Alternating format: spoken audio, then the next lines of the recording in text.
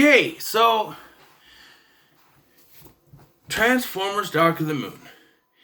In watching this and in gathering my DVDs, my Blu-rays, whatever, my collections, I realized something. This is probably my favorite of the entire franchise. Now, before you start throwing tomatoes at me, let me explain. This has probably the best story of the franchise, definitely the best climax of the franchise, and kind of the best characters of the franchise next to Bumblebee. The movie, not, you know what I mean. Also, something has to be said by the fact that I own 3 fucking copies of this movie. And I didn't even think about why. See, I watched it with my son a couple years ago on FX with commercials and, kind of enjoyed it. Shortly after that, Walmart got Steelbooks and I saw this. So I bought it. Now, this is probably the best looking of the 2 Steelbooks that I have for this. Back in there. Although it is crappy on the inside. But the inside thing is a pretty good picture of Optimus and Sentinel Prime. And then I went back and I bought the other Dark of the Moon Steelbook, which is a little more basic. There's nothing on the inside, but it's still good. And I never thought for 1 minute that this was actually my favorite. And watching this again, yeah, I really enjoyed it. And I'm sorry to say, but I think a big reason for that was that Megan Fox was not in here. And it really hurts me to say because for the longest time, I had a huge crush on Megan Fox. But there's no nice way to say this. She sucks at acting. She's horrible. And you don't realize that until you get to this film.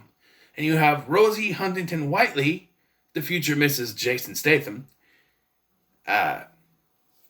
replacing her, and she is a much better actress. Sure, she's just a pretty face and a nice ass because it's Michael Bay, but she is way better of an actress than Megan Fox. Even Shia LaBeouf, Mr. Beefy himself, he's better in this film than he was in the previous 2, especially in the last one with this.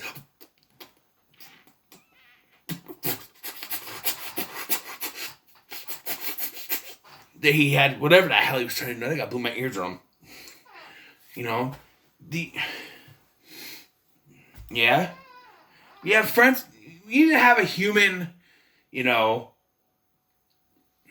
the choice of a human liaison between the 2. In the first film, it was John Voight. In the second film, it was the dude that got thrown out the plane. And here it's Frances McDormand, and she's great. I think I say that right. McDormand. And she's great. You have cameos from Ken Jeong, who's always great. He plays Deep Wang. You have John Malkovich playing, no, not playing Squeaky, playing Sam's boss. You have a cameo from Keiko Egina, which I never realized she was in this until I saw her name in the credits, and I'm like, wait, huh? And she's like a little assistant to Frances McDormand's character. You have Leonard Nimoy, who originally voiced Galvatron in the animated film, now playing Sentinel Prime. And yes, he spouts out the whole spiel from Star Trek, the movie, or Star Trek 2, whatever. The needs of the many outweigh the needs of the few. He says that line, and you can roll your eyes, but hey, I like Star Trek. So I smile, and then you have Patrick Dempsey as an unneeded human character, but he does it so well that you almost forget that he's unneeded, he's unnecessary, but, and as I mentioned, the climax to this film is the best climax in the entire franchise, including Bumblebee, because Bumblebee has a nice climax, but this is the most explosive. You have the Autobots facing off against the Decepticons in a battle for the Earth. And, Sentinel Prime betrays Optimus. You have Cybertron slowly working its way where it's going to destroy the Earth. And you have them fighting. You have warships and our military fighting off against them. In the middle of all this, you have Sam, Lennox, Epps, and a group of commandos on their way to save Carly. That's the new girl's name. It's fantastic. And it all ends with a kiss at the end. Yes, Optimus Prime kills a human. Well, you know what? I don't care. Because it's part of a kick-ass climax, and it's fantastic. What else can I say is, that's about it for the good, I guess. The parents are way downplayed in this. They show up for a few scenes, not much. The problem is, and it's the problem that all these Transformers, except for maybe Bumblebee, Transformers movies, except for maybe Bumblebee, have, is that Michael Bay chooses to focus on the human aspect too much. You have a good start to this film with explaining that a Cybertronian Autobot warship crash landed on the Earth back in the 1960s. So then our government set up, our president at the time, El Presidente, set up the moon landing to cover up that they were going to look for something. Despite the fact that they never really took anything except for a couple of the pylon things. But I thought that's a great opening. It's then followed by a half hour of showing Sam in his normal life, now living with Carly, because Michaela broke up with him. That's their only exposition for Megan Fox freaking out on Michael Bay and calling him Hitler and then getting fired. And, so he brought in Carly, and she's fine. Like I said, Rosie Huntington-Whiteley is a far better actress than Megan Fox. Sorry to say. But, yeah. And, we spent 30 minutes getting acquainted with Sam and his new life. And he's living in D.C. And he's trying to get a job because he doesn't want Carly to be the only breadwinner. And we're introduced to Carly's boss, played by McDreamy. Patrick Dempsey. McDreamy. Whatever. And, yeah.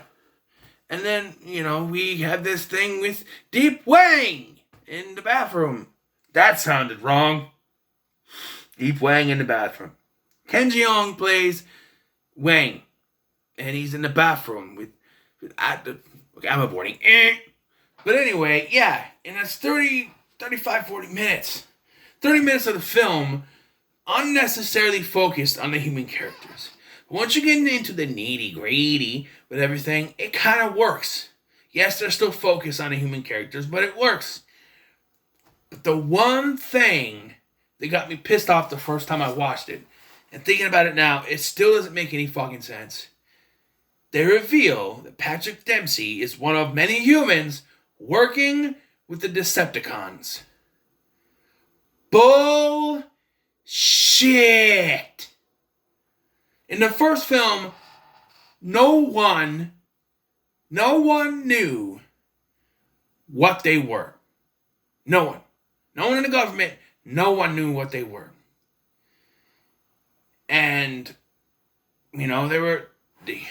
they called Megatron by a different code name. No one knew what they were. Now, 2 films later, you are telling me that this whole entire time, since 1969, they have been working together with the Decepticons. Bullshit. It's another reason Michael Bay wanted a human antagonist, so they wrote that in. And we don't need a human antagonist. The first 2 films did not have a human antagonist. Yes, Simmons was sort of an antagonist, but he wasn't a villain. He was just working for the government. Nothing bad there. Simmons does return in this, and he He's about as cringy as the last two. But there's this scene, this mid-credit scene where he kisses Frances McDormand and he's gonna get arrested, but he's smiling and she's smiling. It's funny. I was laughing. It's funny. I think it's funny. I think this is the best the comedy gets in the franchise by far, until Bumblebee, of course. But in the main five films, best in the main five films at least. I don't get the hate for this film. I actually really enjoy this film. I think it has its merits. There's some problems, but that's minor compared to the rest of the good in this. For years, I touted that the original Transformers movie, that the first one in 2007, was the best Transformers movie. Even better than the 86 one, because at least they didn't have the gall to kill off Optimus. By the way, I don't know if I mentioned this, but in Revenge of the Fallen, they do bring Optimus back. I did mention that. I think I mentioned he fuses with Jetfire. That's right. I don't know. I didn't think I remembered to say that. But yeah. And I think this is by far the best live action representation we're ever going to get. Because the next two, woof, let me tell you. As much as I like Mark Wahlberg, when they said he was cast, I reacted in the same way he did in The Happening. What? No. And he's no Shia LaBeouf. He's better than Shia LaBeouf. Let's face it. But Michael Bay to transform. Michael Bay. See, I've been getting Mark Wahlberg in a Transformers movie. To be honest, he's a better fit than Shia LaBeouf. But we'll get to that. And I don't want to start going into the next film, but it's just the way they write his character that just doesn't work. But this film is pretty good. I'm going to give Transformers Dark of the Moon an 8 out of 10. I think it's fantastic. It's not super ultra fantastique. It's not going to be a 10 out of 10, but it's an 8 out of 10. I think it's great. It's fantastic. It's great. It's really good. I don't get to hate on it. People, it's the same movie as the first two, but it has a better climax, better written characters, a better female lead. It overall is better than the first two films. What else can I say? What else can I say to you, my friend? I don't know what I'm doing anymore, but for now, I want you to like, share, and subscribe. Thank you for watching.